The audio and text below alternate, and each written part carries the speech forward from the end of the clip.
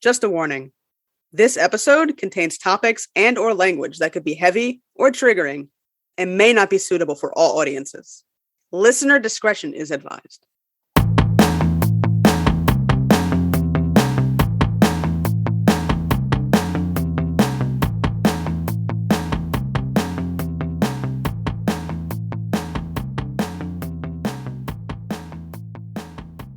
So I know I brought it up to you before about the Satanic Panic, when throughout the 80s and 90s, there was a rash of cases involving satanic ritual abuse, and people refer to it as the Satanic Panic. Yeah. There were cases all across the country. So there was the McMartin preschool trial in California. There was the West Memphis 3, the Martinsville case in Saskatchewan in Canada. There were cases in Texas. I believe there are cases in even North Carolina. There were cases all around the country and really all around the world, right? Australia had a bunch as well. And the UK too, I think. Yeah, I believe there were cases in the UK, and it's pretty much, it was around this time when people were really scared of occult practices and sexual abuse of children by these organized satanic groups. Yeah, I remember when you first talked about the Satanic Panic, I had no idea what you were talking about, and you looked at me like, what? But you lived in the 90s. I said, yeah, I did, but I don't know. For some reason, it just kind of flew over my head. Maybe I just wasn't paying attention. So to me, to do this episode was more of a learning experience for me. Okay. I mean, it seems like a lot of the origins for believing in the possibility of satanic ritual abuse and satanic cults during the 80s and 90s comes from crimes like the Manson family murders in the late 60s and the trial taking place in the early 70s. You also have intentional communities, or cults as they're often called, that people joined in the 60s and 70s, as well as other things like occultism in general, the rise of Satanism and Satanism being misunderstood, in which Satanism really doesn't have much to do with Satan. Calling it Satanism, right? I mean, that would give people the impression that the worship of Satan is involved, even though it isn't. You have, the Jonestown Massacre, you have Hare Krishnas, you have all these other groups during that time. And it kind of concerned people, or people were concerned that, okay, people are joining these groups. We don't know what they're doing. We really don't know what their intentions are. And so in the 80s, 90s, you also have the media, you have news, you have law enforcement that are portraying the image that these groups are very dangerous and they're abducting children, they're taking children, and they're abusing our children. And so that's when you had things like Stranger Danger, right? Or was it We Believe the Children was another thing that came from that time. Also, I mean, late at night, I remember right before I'd go to bed around 10:30, you'd see that commercial that would be on network television, right? It's 10 o'clock. Do you know where your children are? I think in some cases it might even been it's 11 o'clock. Do you know where your children are? But I distinctly remember the 10 o'clock commercials. That's freaky, right? Because if it's on network television, everybody's watching it. So it seems like it had a profound impact on American culture, but specifically American child raising or child rearing culture. Because maybe in the past, people were a little bit more laid back and let their kids out. But now, because I remember as a kid, it's always be careful of people around you. If you see somebody strange, get away from them, right? You see a weird, creepy guy in the park, get home, run home. Be careful of white vans driving around with blacked out windows that might abduct children, right? Well, I'm still scared of white vans driving around. Well, it doesn't happen. I mean, actually, I think it happened quite a bit in Chicago. There's also that whole clown thing in Chicago where people were scared of murderous clowns too. That also was a thing. You seem concerned. It was a thing. You should look it up though, really. Okay.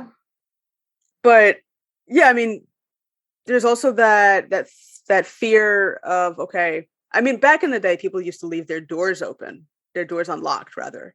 So Yeah. people would leave their doors unlocked. The kids could go out and play, come home when the street lights come on. And now it's all right. Don't go too far. Don't leave the street. Don't only be around people that you know. Like, you're unsure of the people in your own neighborhood at this point because there's so much fear that's instilled in the public from watching the news or even watching Geraldo, right?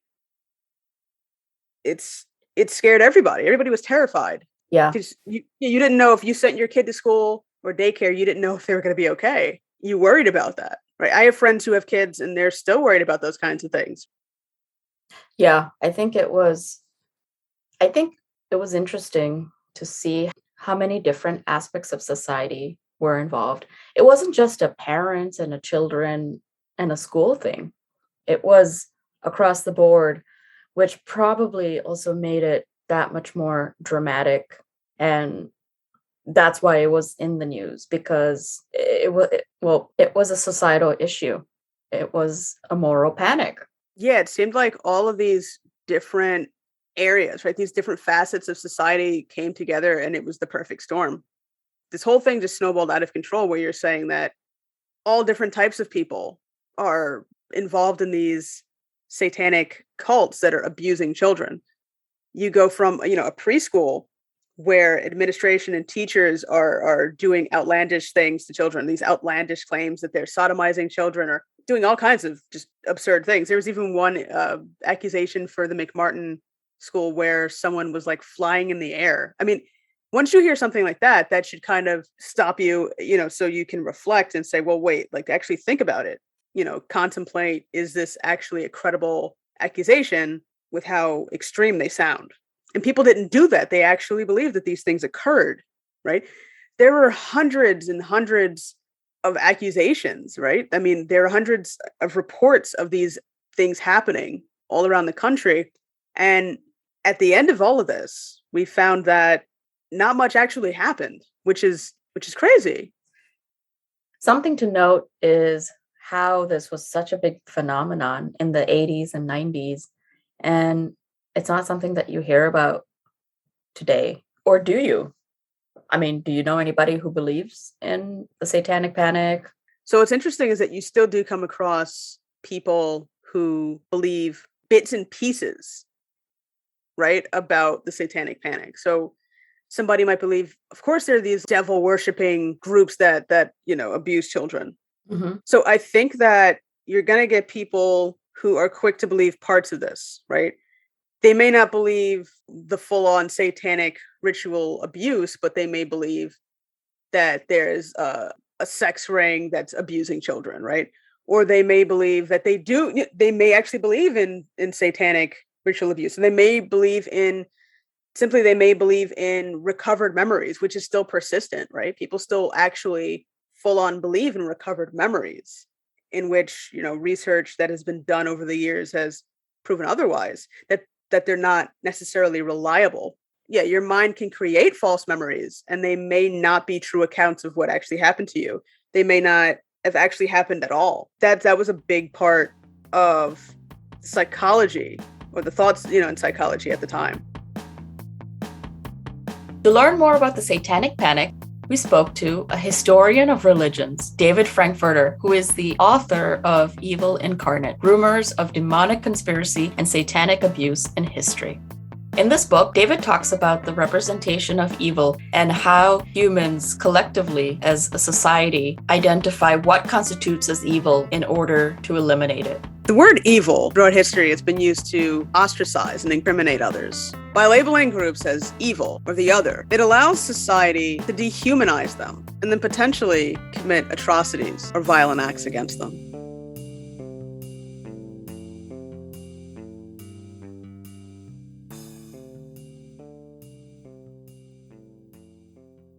Thanks, David, for joining us on Bound by the Cloak. We're really thrilled to have you.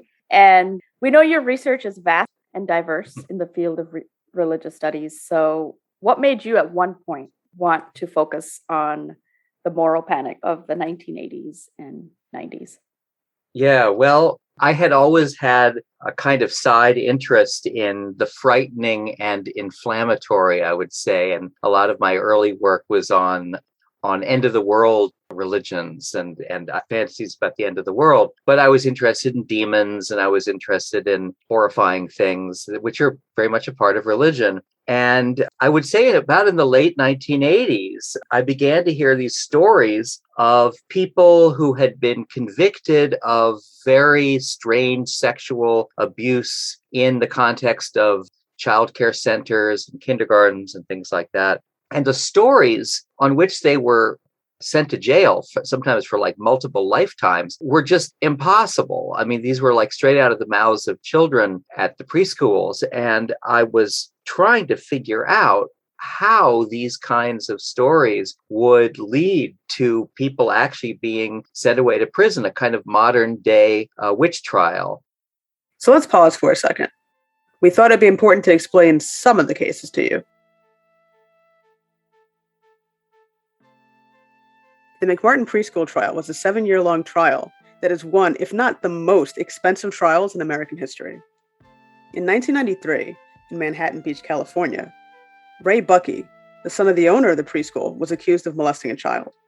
The case grew larger and larger, and it just snowballed. Over time, school staff and administration would also be accused of abusing children, but the claims, the allegations, became increasingly more bizarre. Mother came forward and claimed that her child, who had been attending the preschool, had been molested.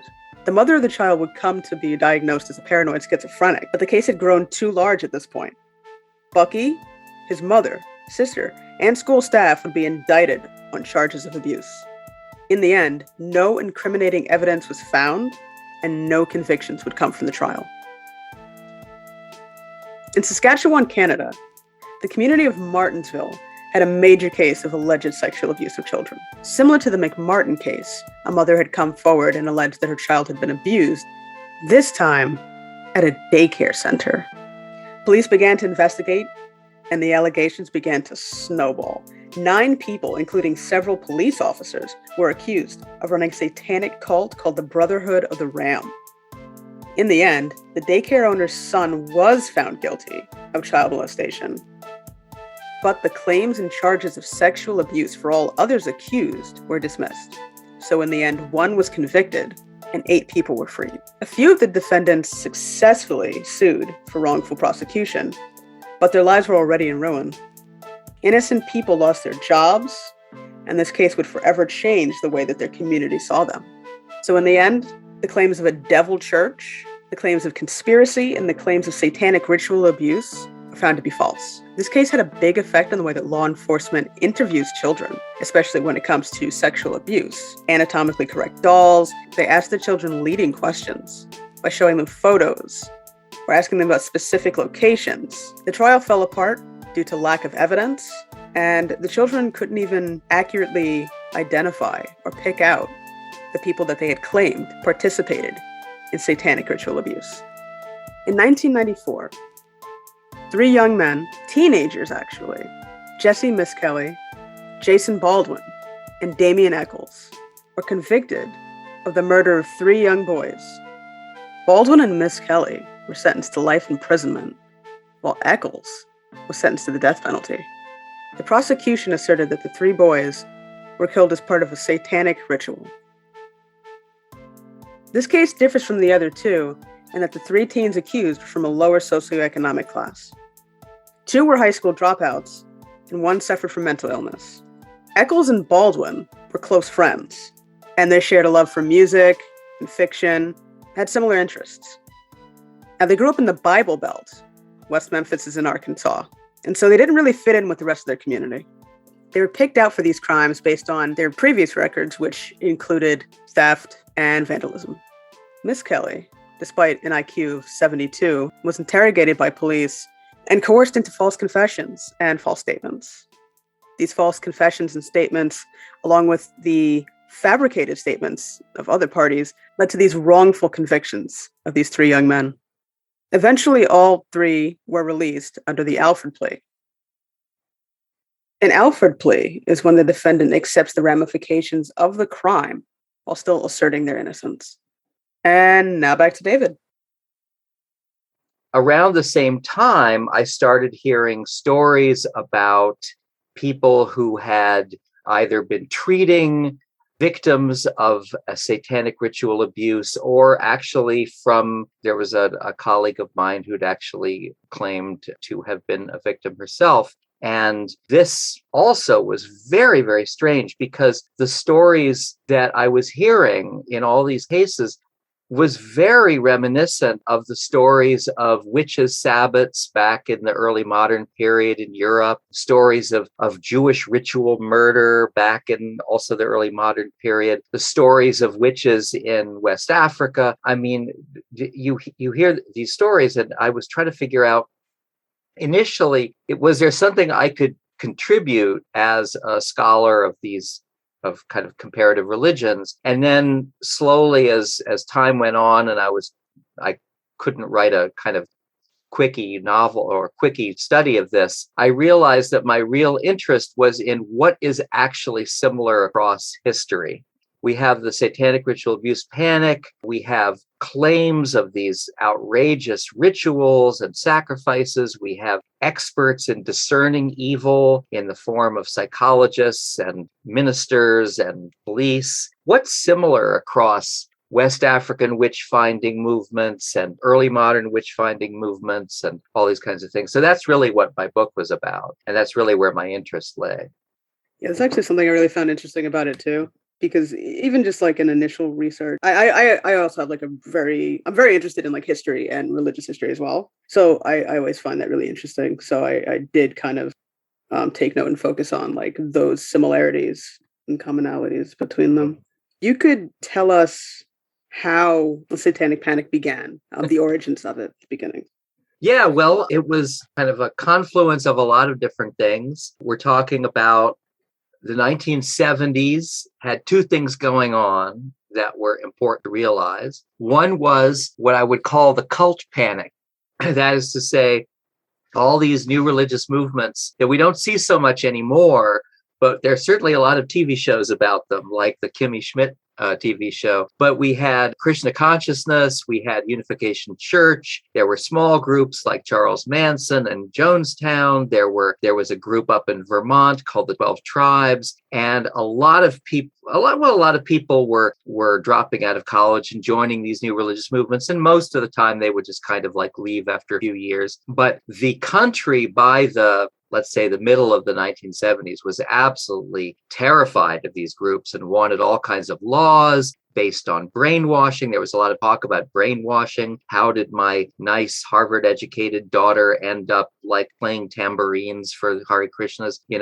That was a big idea. But the reason I bring this up is that these fears and these ideas about cults are going to feed into the culture's notion of satanic cults. The other thing that happened in the 1970s was what I would call the rediscovery of child sexual abuse, not as something that's done by weirdos in men's rooms and bus stations, but something that takes place in the family that your father or brother or uncle might be doing. And this was very hard for the culture to think about. And it seemed both so evil and it also seemed so incomprehensible. And what it led to by the 1980s was the first feminist response to this was, this is happening, and if a girl says this or a boy says this, you got to believe whatever they say. Believe whatever they say. So the first response is absolute credulity. And there were a lot of books published that said you cannot question, you can't put pressure on someone who's been traumatized in this particular way.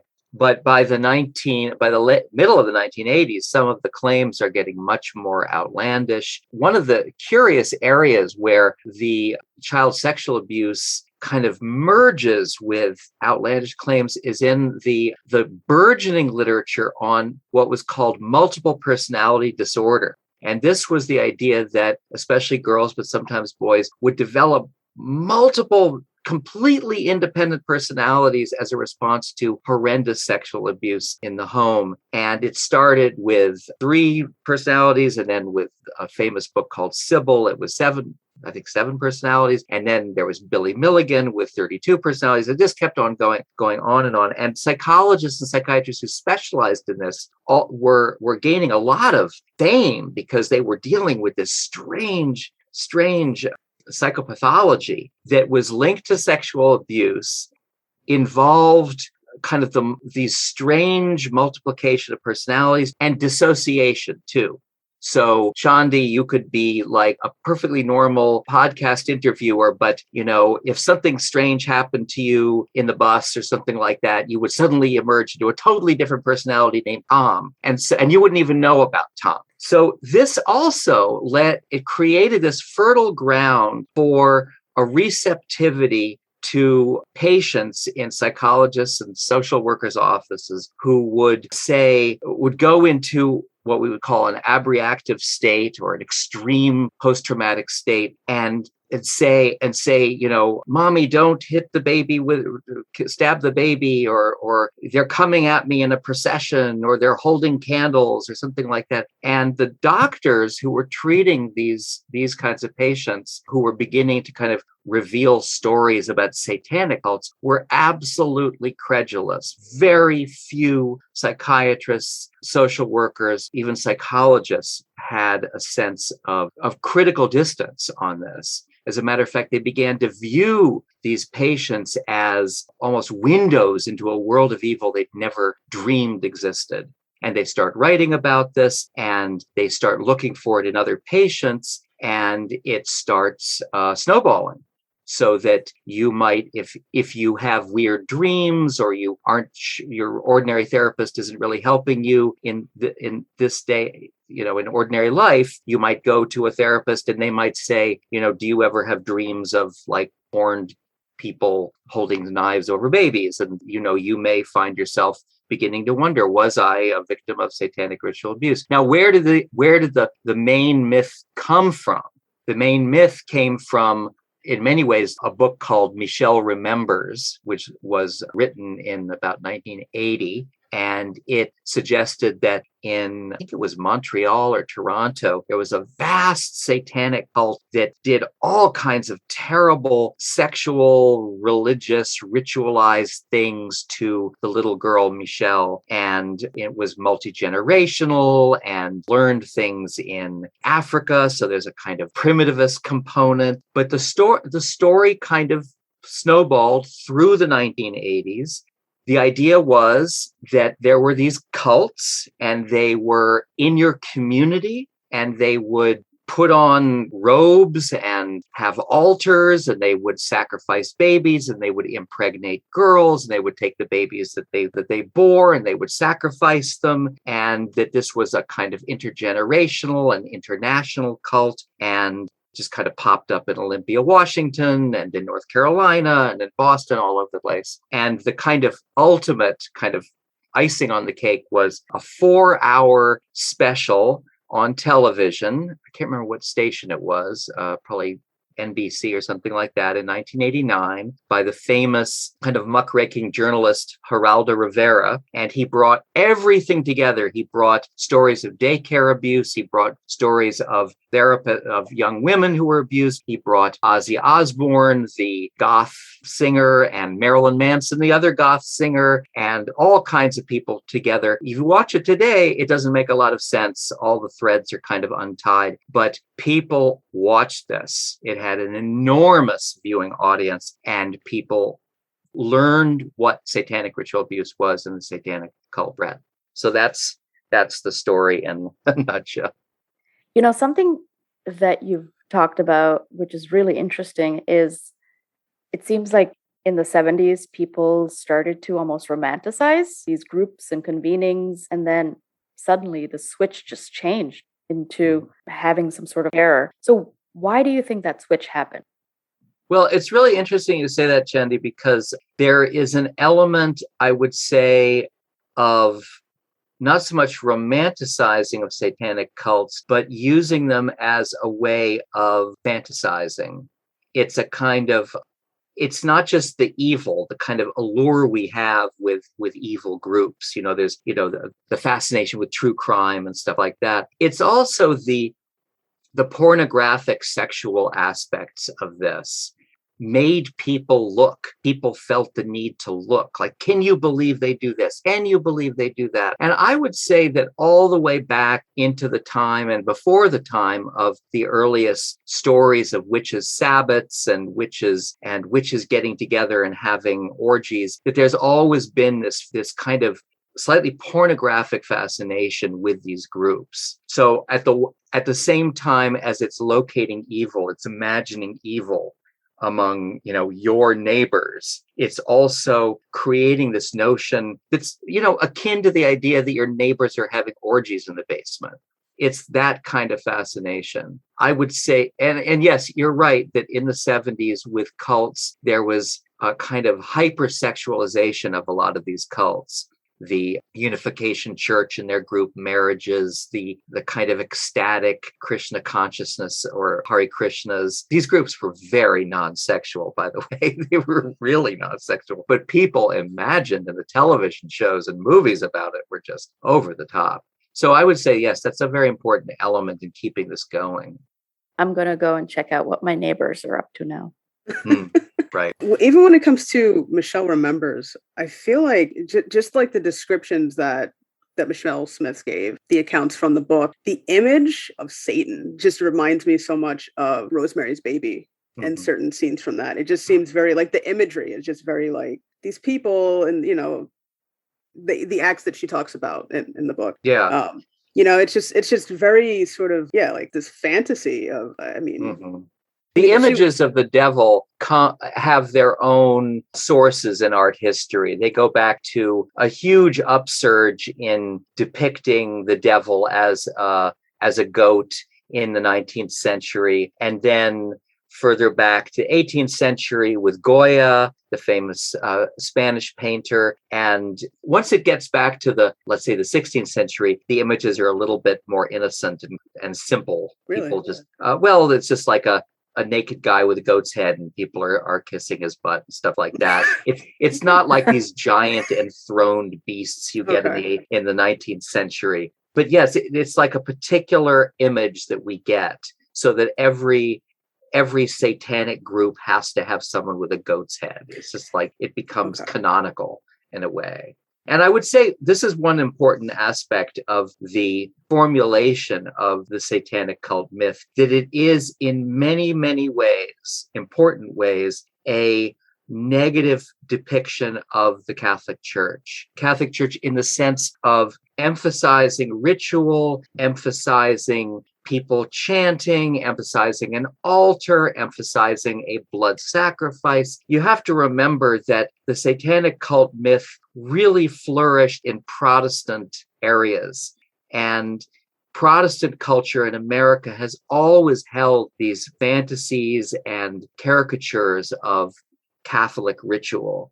And so the integration of satanic cult images of enthroned goats and stuff like that ends up being very much this kind of anti-Catholic caricature. I mean, this is the thing that Anton LaVey, the head of the Satanic Church back in the 70s, which was a very small enterprise and had no impact on this, but also the New Temple of Satan, they've all taken over this symbolism, but they have a message there, which is, we can't believe you guys are scared by this. Yeah. So there is a message there. Interesting enough, most of the people who joined the Satanic Church in the 70s were ex-Catholic. That's interesting. Yeah. The idea of this moral panic of the 80s and 90s is very much similar to me to the Salem witch trials, or even just the witch trials in England as well. Mm-hmm. Just the idea of like seeking out the evil in your neighborhood, right? Seeking out the evil around you. Mm-hmm. Just sort of like the scapegoat, the fun, like placing blame on what you don't understand necessarily. And I don't know if you could elaborate on that or talk about that. The idea of you see something about somebody that's sort of iffy, that you're not sure about, you don't understand them. So you sort of seek them out and you place blame on that. Because that's happened in a few of the cases, West Memphis 3 as well. Salem's a very particular case in multiple ways. And one of the things I think we did learn after Salem in the late 17th century was due process and a fairer judicial system. This was the 1690s after all, and they didn't really know what they were doing, and they thought that a legal system could address supernatural figures. So we were very much saved by our judicial system. I mean, that people could be exonerated for these ridiculous things, and that sometimes people could be found innocent. It was strange that in so many cases in Boston, in North Carolina, in Texas, in California, that district attorneys did find it sensible to try to convict people of these strange acts. The other difference, I would say, between the Satanic cult panic in the 1990s and in England and Salem in the 17th century is the degree of fantasy involved. Curiously, England and the colonies, that is us, had a much simpler notion of witchcraft than we did in the 1990s. So a witch was evil and could do terrible things and could afflict people simply by looking at them or using dolls and things like that. And certainly people accused of witchcraft could be killed en masse, but they didn't have the idea that they had in Europe of the witches all coming together in the forest or in caves and in sacrificing babies and worshiping the devil. That they didn't have. We had that in the 1990s. We had a much more florid image of the satanic cult. If the issue was only somebody having supernatural powers and being accused of that would be one thing. But these were what Americans believed in the 1990s was much more florid, much more extreme. It was much closer to of the witches' Sabbath that you have in Europe in the early modern period. You've mentioned that every single part of society was affected in a way, specifically the major disciplines like psychologists, the media. It was in the media all the time, it seems like, which I wish I could go back in time. I was a kid then to There's see YouTube. There's YouTube. Yeah. But like living it. So what do you think was the role that society played in these events? You know, was it a witch hunt? Do you think that society was using this moral panic as a scapegoating technique for larger issue that was happening at the time? Well, I think like all moral panics and all conspiracy fears, that a lot of things are going on. Fields like psychology, social work, feminist psychology, trauma psychology were what we would call emergent fields. And the people who specialized in them and identified closely with them, in many ways, were seeking more of a public stage than they had. You know, if you're a social worker and you're specializing in child sexual abuse and you want society to see how big it is, you don't want to just be kind of going to work every day, you know, with your enormous caseload. You want a voice. And these conspiracy theories like this, they become contexts for people to move out of their professional roles and to become what we call moral entrepreneurs. And that is to say, to be bigger, to be calling out an evil in society. Same thing with a lot of evangelical pastors, psychiatrists, district attorneys, but DAs always have that kind of role. But I would say certain police who decided they were going to be cult cops. They were going to be specialists in the satanic menace and lecture to parents groups and school groups about, you know, how you keep your children from getting involved in satanic cults. So police too are certain police are looking for this bigger role. So I would say that, you know, society is composed of a lot of different people some of whom want authority or want power. And society itself has anxieties like children, like what are people doing with children, and what are my neighbors doing with children, and what's this new ethnic group doing with their children? There's a lot of claims making about how people treat children. And I would say that society provides the myth of evil, and then a lot of different new groups start performing their own new roles, their new authority in mastering that evil. Do you think it would have been as big of a deal as it was if the victims were not children? What if they were adults? No, I think the essential part of this was that it was childcare centers, and it was women coming into psychotherapy claiming this happened to them as small children. Yes. Okay, so it's women and children. Yeah. So the most vulnerable population. Girls, exactly. Yeah, Yes. mainly girls. Yeah. And it's the whole like we believe the children, the whole we believe the children thing, where they're children don't lie. They're not of course they're telling the truth, and it's not that they're not telling the truth. It's just that it's how you get that truth from them. You know what I mean? Mm-hmm. That's part of it too. I think that was a big part of it. Yes. Especially in Martinsville, and even in the case in California. Yeah. With the daycare. Yes, where society has changed in terms of investigative techniques. You cannot use anatomically correct dolls and say, what did he do to you? You have to record every session, and the jury will look at whether the social worker primed the child to talk about what happened, to try to kind of make sense of things. On their own, the children's stories are just fantastic. They're like the kinds of things that 5-year-olds talk about all the time, like all kinds of stuff. But the district attorneys tried to pull it together, and the parents groups tried to pull it together into a kind of consistent narrative. I mean, I want to make clear that where this partly came out of, the rediscovery of child sexual abuse, and the issues that were tackled are issues that we still have with us. It's very, very difficult sometimes to figure out what happened in a traumatic situation, whether trauma happened from the parents or from a perpetrator. These are always going to be with us. And I think one of the things that happened in this time was a little bit more streamlining of techniques and questions, and how you interview victims, and what kinds of assumptions you have about conspiracies on the outside.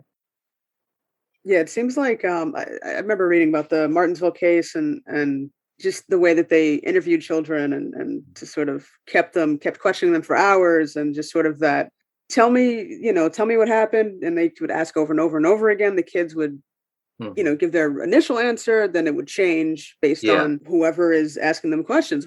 So if you answer this question, you can go home, or if you answer this question, you get a toy. Those things don't help. That's not, especially with a child. And honestly, even in some cases with adults. Yes. It's a forced sort of confession. Yes, that's true. So we have all these different areas, right? We have psychology, we have parents, we have law enforcement, we have the media. They've all played a role. What do you think played the biggest role? Or how do you think those roles sort of interacted and sort of led to this? You have this idea of satanic ritual abuse, which seems outrageous, but how does it become so seen as like, oh yes, this very plausible thing based on all these different areas sort of coming together? Well, yeah, I mean, it's questions like, how does it become almost kind of a routine part of the world rather than a horror that you suddenly discover? And I would say that, over time, in certain circumstances, for example, a cult cop talking to a parents group is going to perform confidence and knowledge about this So it's like, oh yeah, we know about these satanic cults. And so it becomes almost a kind of, the parents, the audience may be shocked, but he will be saying, oh, this is something we know about. We know this is all around us. So it will contribute to a certain, I wouldn't say normativity, but it'll make the myth that much more understandable, not prosaic, but understandable, like part of the world. Let's see what else. Psychologists who are satanic ritual abuse experts may bring it up in a kind of everyday way with some of their patients, or maybe with a trauma survivors group where one or two women will say, I was a victim of satanic ritual abuse, and it'll become kind of a more understandable, expected thing in the world. And then, of course, the media will be very important, where the lead in the news story will be another satanic cult unearthed in your local kindergarten. So in many ways, everybody is presenting it as this is part of the landscape.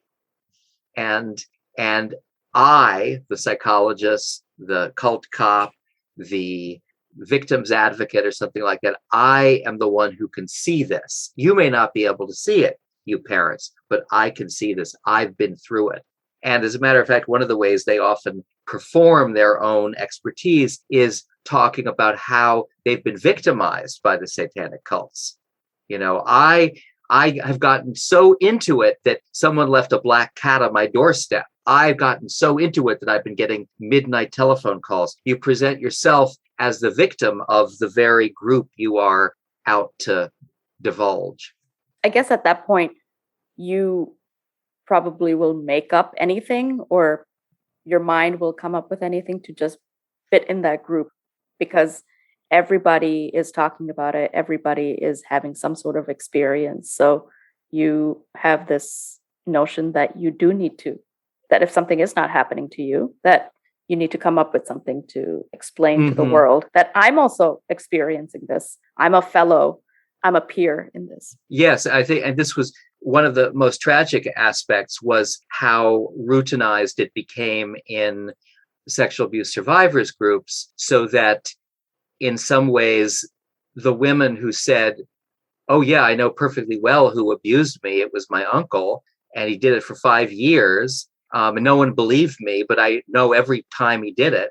And that somehow becomes less interesting to the group or to society than the person who's saying, I was led as a little girl dressed in a robe and I had to watch babies being killed and that kind of thing. The Gothic horrors of the satanic ritual abuse myth ended up garnering all the attention, and real sexual abuse was in some ways left as almost regular sexual abuse, which is a horrible thing to say if you think about it. It goes from we believe the children to, well, we don't believe that necessarily because it's not as extreme. It's not like this. Yeah. Or we don't want to hear that. We want to hear the extreme case. Yeah. Right. Because we love to hear the more extreme. We tend to go for that, even though like right in front of us is the real story. Yeah. And I think also you had said this before, because the victims were kids. This is why it became such an issue, because kids tend to, or issues about kids generate some sort of visceral response, but also issues about sex. So it was like a two-in. I don't know what the phrase is, but sex and kids. So it just worked out that these issues are so visceral to the public. Yeah. It's something that comes up in a lot of kind of evil conspiracy stories back through time. That, I mean, it's something I hadn't really expected with the stories of Jewish ritual murder, which was very, very popular in Germany and Italy. Not the murder was popular, but the myth that Jews needed to steal a little Christian child and stab him and get his blood in order to make matzah. This story goes back to the 12th century, actually, but really takes off in Germany in the 15th and 16th century.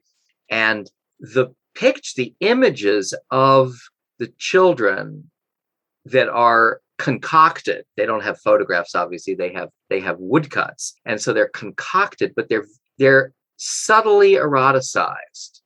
So the Jews are aiming their knives at the little boys' penises, and the blood coming out of them, of course, looks a lot like Christ. And of course, there is the kind of imitation of Christ aspect, these stories, these martyrdoms of these little children. But there is an eroticization of it. And it's interesting to think about how that may be going on at the same time as stories of the brutalization of the same child.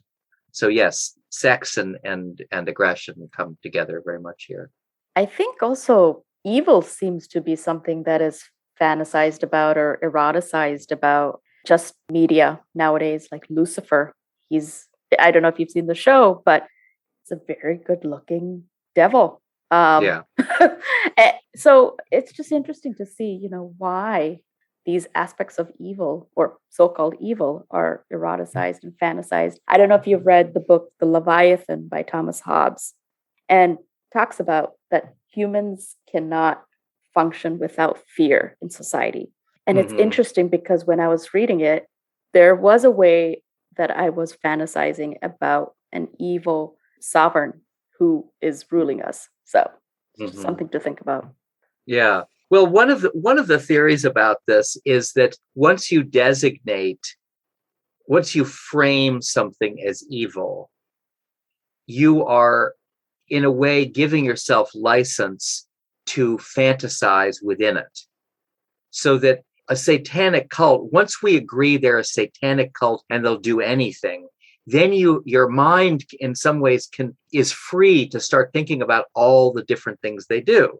So also with images of the devil, stories of demons and things like that, what demons look like, you're already setting them off as demons. You can say anything you want because you framed it that way. I'm trying to think of other ways in which we've framed. Well, I think in old images, moving into the 20th century, of kind of the primitive other. That would be, people who live on an island, or Brazilian savages or African savages or something like that. Once you've designated them as savages, then in the history of fiction, of American and European fiction, in some you give yourself license to talk about orgies and sexuality and stuff like that. There's another aspect of this too, but this doesn't really have anything to do with I think with the main topic of our conversation, and that is that evil characters are often brought back into, let's say, domesticated. They're made less scary by putting them on. So you might think in terms of Halloween, and little children who take one of the most horrifying movie characters, Freddy Krueger, and they dress up like him. And that way they feel empowered and strong. And so there's that aspect too, that once you've designated something evil and you take it upon yourself to be it, then it becomes more domesticated. You give yourself a little bit of license to do crazy things. You find this a lot with devil imagery in Central and South America, it's a much more kind of lusty, friendly devil. Someone who you can relate to a little bit more closely than the Virgin Mary and Jesus. So you're right to observe that that designating things evil or the devil, in some ways, our fantasies slip over into the evil, and the devil comes sliding back into our own imaginative worlds. It's really interesting that you mentioned Freddy Krueger, just because of, the crime that he was, I guess, whatever he was sort of like pinned with doing in the movies. Mm-hmm. And then the fact that he enters the dreams of children yeah to attack them is actually really interesting. Yeah, no, totally. It's that's super horrifying image, but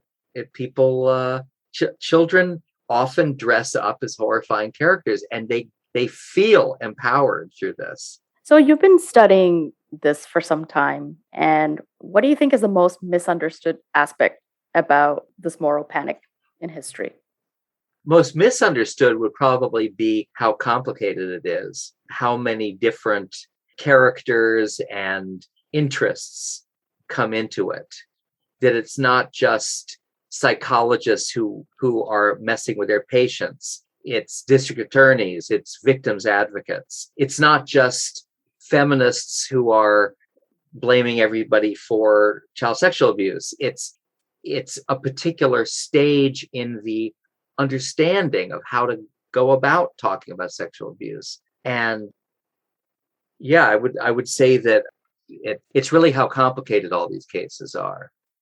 I mean, one of the things that I was so struck by when I was reading the materials about Salem, for example, and again, this is 1690s, is how important using modern judicial process to go after people accused of sending spirits against other people, that this was really what the problem was. This is what led to so many people being killed, because they really depended on that process in order to resolve the problem.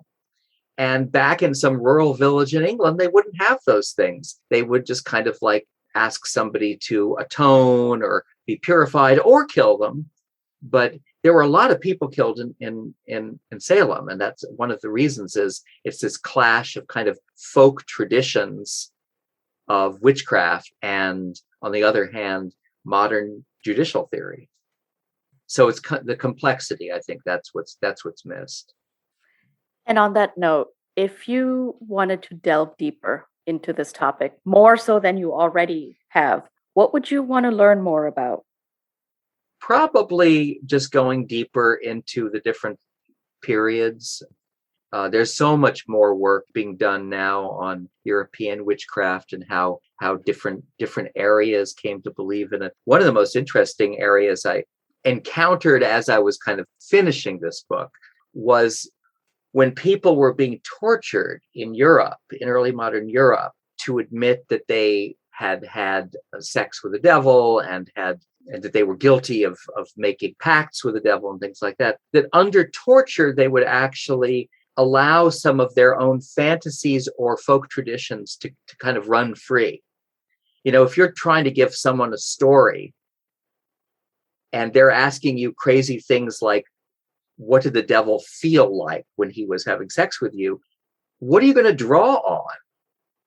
And so scholars have begun to kind of say, you know, there were these traditions out there about people and spirits and what the different spirits felt like and what kinds of people in the village actually had sexual relationships with spirits. There's a lot of really interesting literature now, research now on how the stories came together of the sexuality of the devil and what people did in the woods with the devil and things like that.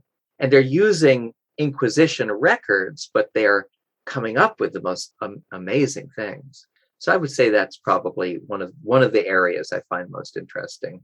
A really interesting thing about all of this is that all of this seems to stem from religious beliefs that seem to be somewhat ingrained in society that we can't get away from. Not that these people might be super religious, they may not be, or they might be, but for some reason they still tend to believe these ideas of satanic rituals and abuse that I found really interesting about it all. Well, one thing there I would point out the difference is that one of the things I argue is that in, let's say, folk society, untouched by Christianity especially, or if touched by Christianity, untouched by Protestant Christianity, there is not so stark a tradition or experience of evil. There are spirits that sometimes can be quite ornery. There are saints who can be sometimes quite ornery, quite hostile, and there are saints and spirits that can be quite positive. What is interesting in the history of this whole issue of people becoming evil is how evil becomes so starkly imagined. And it is starkly imagined as a real duality. So when when people imagine satanic ritual abuse, they weren't imagining a bunch of fun people putting like a bunch of fun hippies putting on clothes and kind of getting out of hand with the sexuality. They were imagining people worshiping Satan, the absolute opposite of all that is moral, and then naturally doing, abusing young girls. And actually, you can see this kind of through history, that people in their normal life will have a much more, let's say, ambiguous relationship to malfeasance, ambiguous relationship to people doing the wrong thing. Not that certainly people were throwing each other down cliffs and into fires for untold generations. So it's not that they were nicer people. It's just that they didn't have the sense that Satan is the threat. And that's the real difference that comes with Christianity in some cases, certain kinds of Christianity, especially Protestant. And it's what's started happening in Africa with the incursion of missions. African societies had certainly a concept of evil spirits and bad spirits and witchcraft and things like that. But when you have certain Protestant groups coming in saying, no, there is the devil and there is God, suddenly people get very, very scared of what the devil means. So, David, our first name for this podcast was The Devil Speak. And then my mom freaked out, and then Zoe started saw things moving. So, no, that's not what happened. I didn't see anything moving. What are you talking about? I also saw. You said that you said you saw it. something when I got up away from my computer. Yeah. And then I got a little weird. I mean, usually I'm fine about these things. I'm like, oh, it's ridiculous. But then it just people started getting nervous. So I was like, we're just gonna change the name because this is not gonna work. You get the wrong kind of crowd with the devil. True. Do you think society has learned anything from the moral panic of the 80s and 90s? Yeah, that's a it's a good question.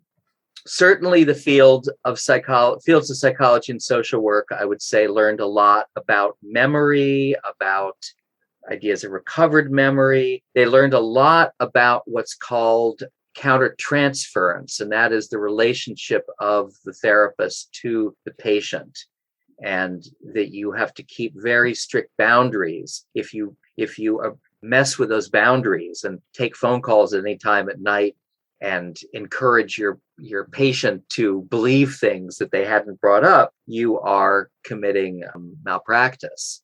So I think psychology and psychotherapy learned a lot during the 1980s and 1990s. I think interviewing child victims, people learned a fair amount, certainly a lot more than interviewing suspects, and police learned about interviewing suspects.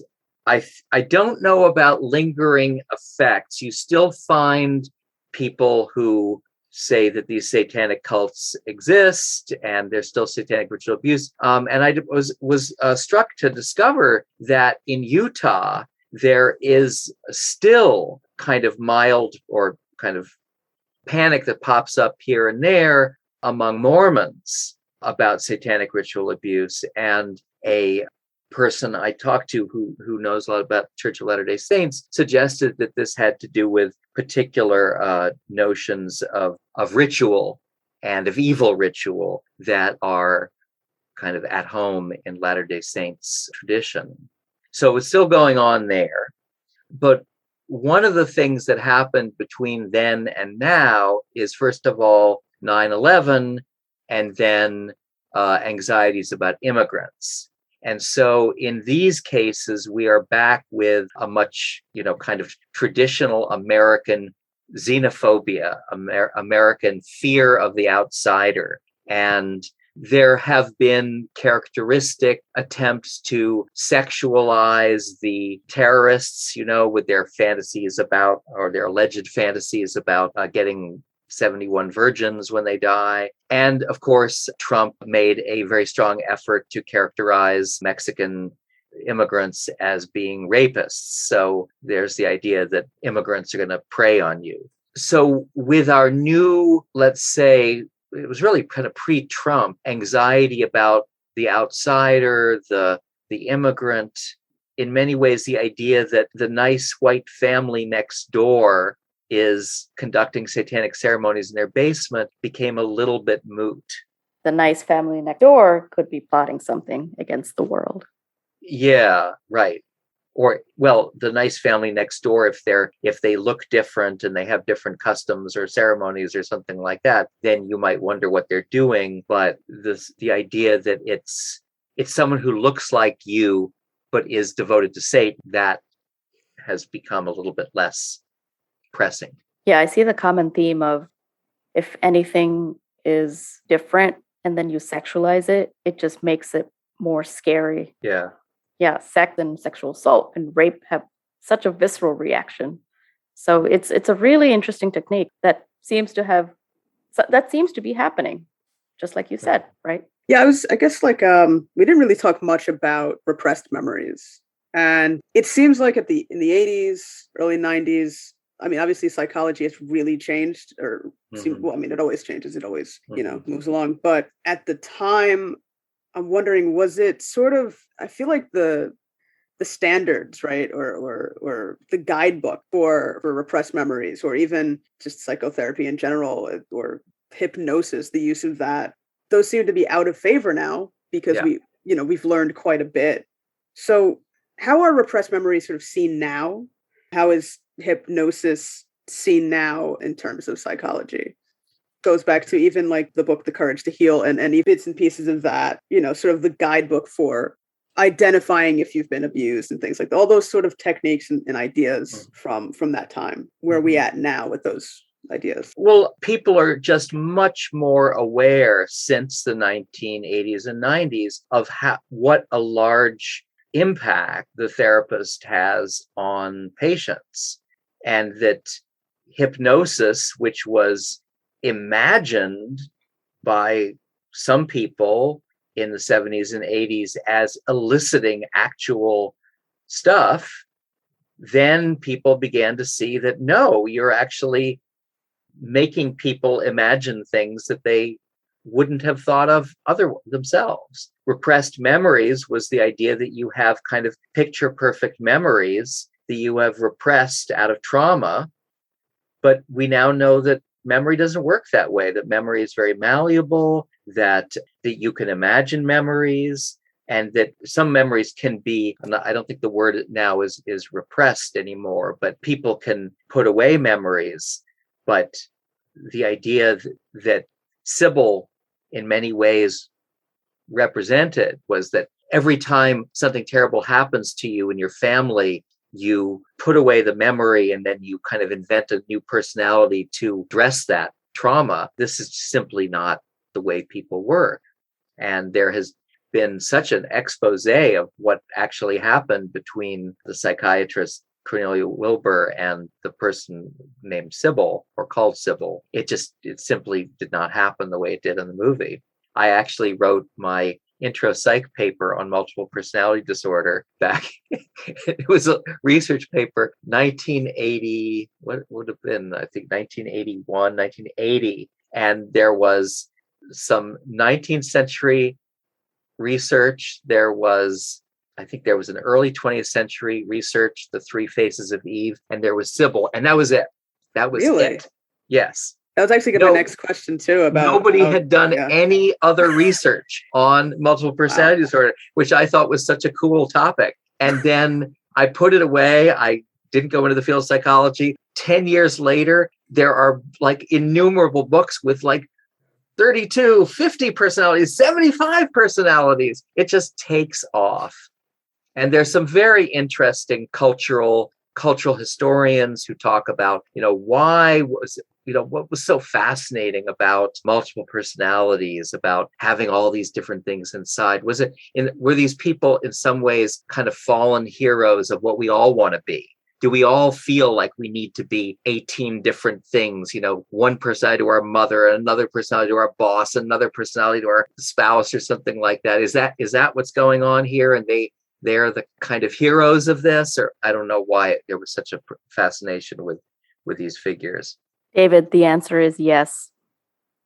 Yes. We are different with everyone. Right. Exactly. Yeah. Oh no, I'm definitely different with my parents than I am with. Right. But now the whole multiple personality disorder, dissociative identity disorder, it's all been turned to dust. Simply is not a plausible psychopathology. And that means that you can't go into a therapist's office and perform the personalities. It's just not part of the psychological world.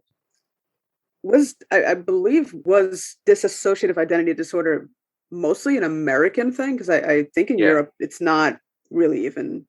I don't think it was recognized as an actual. No, UK followed us in a lot of the satanic ritual abuse stuff, and Australia too. So right, something characteristic of these cultures, I guess. Holland, in some ways, sometimes, yeah. Okay. It's very interesting.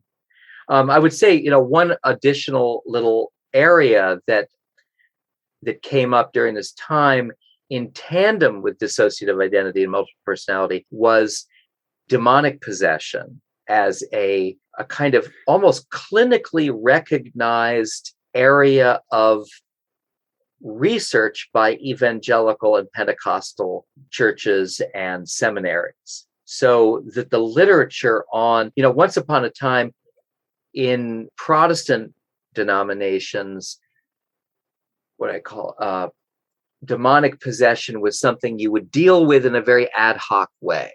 Like you think your daughter's possessed, you bring her to a minister and he does an exorcism of some sort. It became much more streamlined during the 80s and 90s. So there's like a large literature on what Satan wants and how he manifests, and it uses the psychological language very often of different identities and different personalities. Sometimes the personalities are the personalities of demons, and sometimes the personalities are the personalities that invite demons in. But it becomes a whole different aspect of this. And one of the things I pointed out was that during the 80s and 90s, you also have the beginning of Christian counseling, and very often Pentecostal evangelical counseling, which admits not just the existence of Satan, but Satan's active invasion of people. So that he's actively trying to get inside you and his demons are actively trying to kind of pervert you, enter you, make you do bad things. So it all became kind of interwoven with dissociative identity and things like that.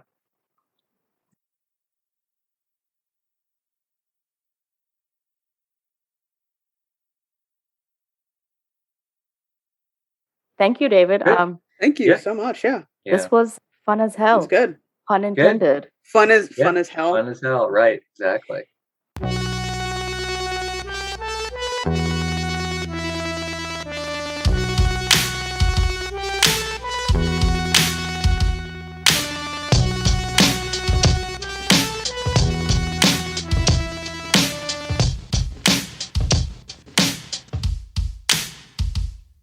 It's interesting that if you ask the right people, they will still have these beliefs that these groups exist, that these things happen.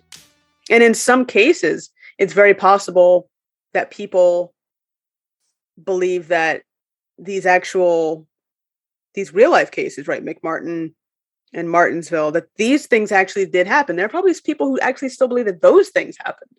And I don't know if you actually heard about with the McMartin case, the mother who was the initial one with the accusation that something happened to her child. Yes, she was diagnosed with, I believe, schizophrenia. Even before this whole thing was over. I think paranoid schizophrenia. Oh, that's interesting. So, not to say that like everybody's mentally ill when they have these accusations, right? There are people who clearly, from talking to David, there are kids who then sort of made to believe that things happened to them when they didn't as well. But I mean, which is unfortunate. But yeah, I mean, when you have a parent who is then diagnosed with paranoid schizophrenia, who's making these accusations against a preschool,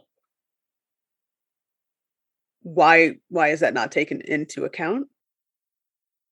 And people are still being, I mean, the charges against, there's hundreds of charges in that case. Yeah. Against people who did nothing, So it's interesting how even if like the truth does spill out, these negative ideas, right? Well, not negative ideas, these particular, I guess, how do you even say that?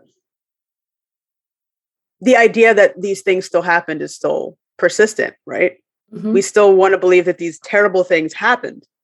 There are other cases like this as well, where the idea that these people who were accused and charged with crimes did something is still persistent in some ways because their image is tarnished, right? Yeah. How people view them, their interactions with the outside world is now different. It's forever changed because their life has changed. They were accused of something horrific. And just like the children can be scarred from believing that things happened to them when they didn't, the people who were accused can also suffer because they have to deal with the fact that people may actually still believe that these things happened. Once you're accused of abusing a child, right, or in any form, right, sexual abuse, physical abuse, mental abuse, it still travels with you. It sticks with you. Yeah. Because people may still believe that you did it, even though you've been proven innocent. It doesn't matter. Yeah, it's weird how it's kind of ingrained in people's minds about a crime against a child. Even if the person has been exonerated, and proven innocent, it just doesn't go away. You can't just switch it off. I think there are people who still will believe deep down that this person did it, and the justice system, I don't know, or they just got lucky with the justice system. But I think you're right. And that takes a long time to go away. And just like the victims, the people who have been accused, their whole lives, this is something that they would have to live with their whole lives.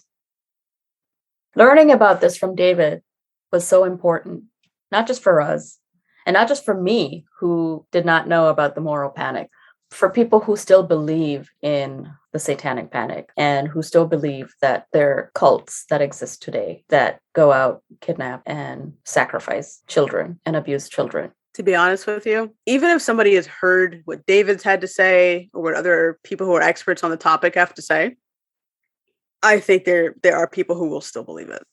I guess that's true, right? When you have something set in your mind for so long, it's really hard to get it out. It's hard to let go of that. Yeah. It is. And I think I still believe in the whole scapegoating thing, that sometimes it is just easier to believe that this out there cult is the one who's abusing your child than, say, your family friend. That's true. It's very true. Well, that's going to do it for this episode. I'd like to thank David for being a guest on today's show. David is the author of Evil Incarnate, Rumors of Demonic Conspiracy and Satanic Abuse in History. It's a paperback with an awesome cover. You can get it at your local bookstore or anywhere books are sold. You can check out links to that book as well as others by David on our website and check out the show notes. We'll have other information about Satanic Panic for you to check out. Thanks for listening.